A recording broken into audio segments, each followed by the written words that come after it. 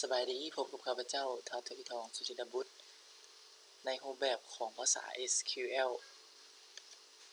ซึ่งจะแบ่งออกเป็น2ภาคคือภาคที่1มันจะได้มาแนะนำภาษา SQL พื้นฐานภาคที่2ก็จะเว้าถึงภาษา SQL แบบขั้นสูงหรือภาษาบ้านๆเอิ้นว่าภาษา SQL แบบขั้นเทพสำหรับภาษา SQL แบบขั้นพื้นฐานนี้เราจะได้ศึกษาในเรื่องของการสร้างดัตเตอร์เบสหรือดัตเตอร์เบสหรือการสร้างตารางตารางนอกจากนี้จึงจะได้เรียนเกี่ยวกับการแก้ไขโครงสร้างหรือว่าการเพิ่มหรือการแก้ไขข้อมูลในตารางแม้กระทั่งการลึกข้อมูลในตารางนอกจากนี้ยังบ่หมดเพียงเท่านี้ยังมีการค้นหาข้อมูลในตารางและสิ่งที่สำคัญที่จะช่วยในการเรียนภาษา SQL ให้ประสบผลสำเร็จหรือว่าให้สามารถเข้าใจได้อย่างลึกซึ้งเราก็จะต้องมีคำถามหรือว่าแบบฝึกหัดที่ใช้ในการทดสอบสิ่งที่เราได้เรียนมานั้นว่าเราเรียนรู้หรือว่าเข้าใจได้หลายปานใดเพื่อบ่ให้เป็นการเสียเวลาเรามาเริ่มกันเลยเนาะสำหรับจุดประสงค์ของคลิปวิดีโอที่ข้าพเจ้าได้สร้างขึ้นมาทุกๆคลิปวิดีโอนี้แม่นจุดประสงค์เน้นเพื่อภาคเน้นสำหรับภาคปฏิบัติซึ่งว่าทฤษฎีอาจจะบ่ได้ลงลึกหรือว่าบ่ได้อธิบายทฤษฎี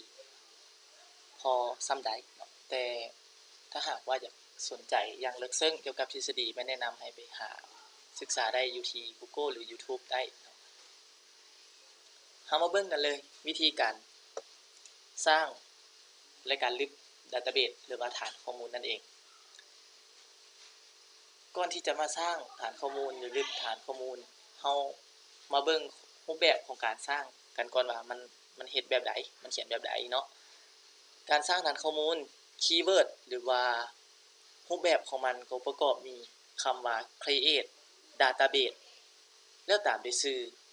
หลังจากนั้นจะต้องสิ้นสุดด้วยเครื่องหมายจำจุดถ้าหากว่าอยากสร้างดัตเตอร์เบสทุกๆครั้งจะต้องเขียนคำว่า create database ทุกๆครั้งถ้าหากว่าอยากสร้างดัตเตอร์เบสแล้วตามด้วยชื่อดัตเตอร์เบสเราสามารถใส่ชื่อหยังก็ได้ให้มันถูกต้องตามรูปแบบของหลักการการตั้งชื่อทั่วๆไปของฐานข้อมูลหรือว่าของภาษาโปรแกรมอื่นๆเนาะแล้วสิ้นสุดด้วยเครื่องหมายจำจุดอันนี้เป็นรูปแบบการสร้างดัตเตอร์เบสรูปแบบการลึกดัตเตอร์เบสเฮ็ดแนวใดรูปแบบการลึกดัตเตอร์เบสเพียงแต่เราเปลี่ยนคำว่า create มาเป็น doc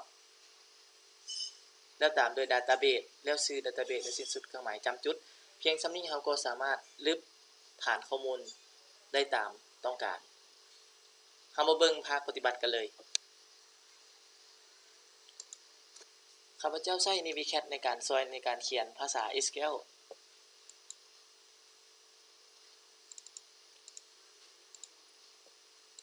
ถ้าหากว่านักศึกษาคนใด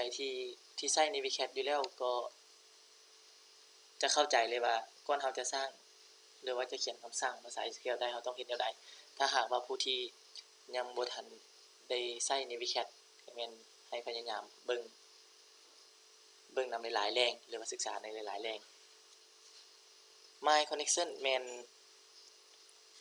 เขาจะเว้าถึง localhost หรือว่าการ config ที่จะเชื่อมต่อไปหา PHP-MyAdmin เนาะในนี้เราได้สร้างเส้นทางการเชื่อมต่อไปแล้วเรามาเขียนโคดกันเลยดับเบิลคลิกใส่ database ตัวใดก็ได้แล้วเลือกคำว่า query ไปตามด้วย new query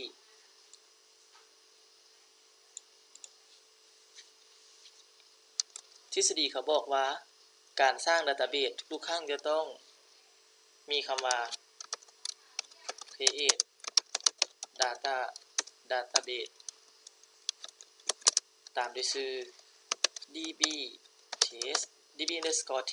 จำจุดอันนี้แม่นเราจะสร้างดัตเตอร์เบสที่มีชื่อว่า db_test เมื่อเขียนคำสั่งสำเร็จแล้วให้กดไปที่ปุ่ม run เมื่อมีข้อความขึ้นมาแบบนี้แสดงว่าดัตเตอร์เบสที่เราสร้างนั้นสำเร็จแล้วเรามารีเฟรชเบิ่งว่าดัตเตอร์เบสที่เราสร้างนั้นสำเร็จหรือบ่ เราจะได้ db_test ซึ่งว่าเป็นชื่อดัตเตอร์เบสของเราสำหรับการสร้างดัตเตอร์เบสแม่นสิ้นสุดเพียงเท่านี้ต่อไปเราจะมาเว้าถึงการลึกดัตเตอร์เบสทฤษฎีเขาบอกว่าอยากลึกดัตเตอร์เบสได้จะต้องมีคีย์เวิร์ดหรือว่าคำสั่งดังต่อไปนี้คือเราจะเปลี่ยนคำว่า create มาเป็น database แล้วตามด้วยชื่อ